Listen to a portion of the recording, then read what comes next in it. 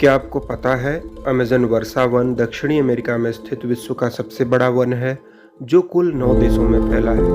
Brazil, Peru, Colombia, Venezuela, Ecuador, Bolivia, Guyana, Suriname तथा French Guyana.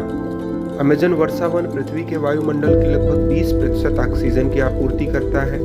संभवतः इसीलिए इसे पृथ्वी का फेफड़ा भी कहा जाता है।